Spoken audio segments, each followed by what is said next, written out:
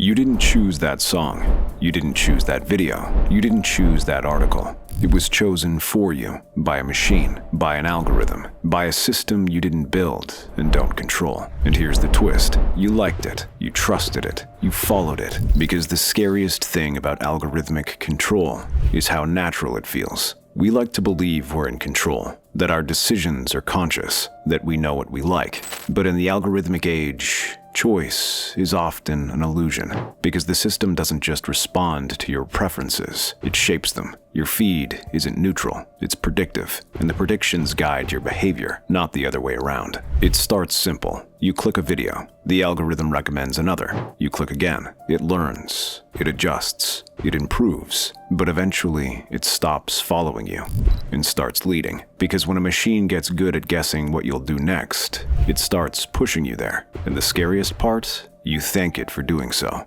This is called automation bias, the human tendency to trust machines, even when they're wrong. Why? Because machines seem objective, clean, fast, efficient. But AI isn't neutral. It's trained, tuned, optimized for engagement, not truth. When you trust the system too much, you stop questioning. That's when it gets dangerous. People follow GPS into lakes because the map said so. Job applicants are rejected automatically based on invisible filters. Medical AI systems suggest treatments, and doctors follow, even when wrong. This isn't just tech. It's belief. Belief in the machine, in its accuracy, in its objectivity. But machines don't care about meaning. They care about metrics. And when you rely on metrics to make decisions, you give up something you didn't mean to. Every recommendation for you is a nudge, a suggestion, a subtle push in a particular direction. And when the nudges never stop, they become a path. You don't explore, you follow.